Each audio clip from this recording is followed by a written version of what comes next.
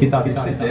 পা দুটোকে এক জায়গায় বেঁধে মক্কা শরীফে যারা হজ বা উমরা করেছেন জানেন মসজিদে আয়েশা বলে একটা জায়গা আছে উমরা করার জন্য ইহরাম পড়তে যায় কাবা শরীফ থেকে বেরোলে আয়েশা আয়েশা আয়েশা করে হাঁকে মসজিদে আয়েশা বলে না বাপ যান 2 রিয়াল 3 রিয়াল 5 রিয়াল করে নেয় ওখানে গিয়ে ইহরাম করে 2 রাকাত নামাজ পড়ে কাবা শরীফে এসে তওয়াফ করা হয় উমরা মসজিদে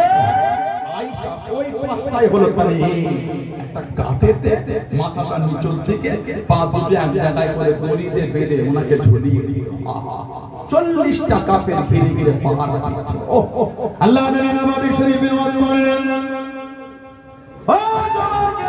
আল্লাহ নবী সাল্লাল্লাহু আলাইহি ওয়াসাল্লাম সাহাবাদের ওয়াজ করেন সাহাবাদের বয়ান করেন আল্লাহ নবী ওয়াজটাকে বন্ধ করে দেন চোখরা বানিয়ে কেঁদে কেঁদে জানিয়ে দেন কেঁদে কেঁদে শুনিয়ে দেন ও আমি নবী আমার খুবাব ইবনে আদি রাদিয়াল্লাহু তাআলা শহীদ হয়ে গিয়েছে তাকে শহীদ করে দিল মাথাটা নিচু দিকে পা দুটো গোপন থেকে তাকে ছড়িয়ে দিয়েছে ও আমি নবী আমার খুবাব ইবনে আদি রাদিয়াল্লাহু তাআলা আমার কাছে কেঁদে কেঁদে দোয়া চেয়েছিল আমার কাছে কেঁদে কেঁদে দোয়া করেছিল ইয়া রাসূলুল্লাহ নবিয়াল্লাহ ইয়া রাসূলুল্লাহ নবিয়াল্লাহ আল্লাহ পাকে নবী সাল্লাল্লাহু আলাইহি ওয়াসাল্লাম হুজুর বিয়াদি মাফ করুন মুস্তাগিনা ক্ষমা করুন আপনি আমার জন্য দোয়া করেন আপনি আমার জন্য দোয়া করেন আমার মাথার খনিতে জানো কাফেররা শরাব না পান করে দেয় আমার মাথার খনিতে জানো কাফেররা শরাব না পান করে দেয় আল্লাহ নবী চোখরা বানিয়ে কেঁদে কেঁদে জানিয়ে দেন ও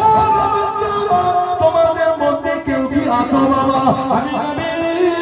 আমার খুবাব ইবনে আদি ওই লাশটাকে আনবে বাবা ওই লাশটাকে আনবে বাবা হযরত মিকদাদ ইবনে আমর হযরত জুবাইর ইবনে আওয়াম রাদিয়াল্লাহু তাআলা আনহু দুটো সাহাবা দাঁড়িয়ে গেলেন ইয়া রাসূলুল্লাহ নবিয়াল্লাহ আল্লাহ পাকে নবী হুজুর আমরা দুজন যাব আল্লাহ নবী চোখরা পানিতে জানিয়ে দে ও বাবা মিকদাদ ইবনে আমর ও বাবা জুবাইর ইবনে আওয়াম রাদিয়াল্লাহু তাআলা আনহু আমি নবী আমার খুবাব ইবনে আদি ওই লাশটাকে ঝুলিয়ে দিয়ে 40 জন কাফের চোখ চতুর্দিকে ঘিরে গিয়ে পাহারা খাড়া দিতে লেগে তোমরা কি দুজন হারবে বাবা তোমরা কি দুজন পারবে বাবা ইয়া রাসূলুল্লাহ নবিয়াল্লাহ আপনি যদি হুকুম করেন আমরা দুজন যাব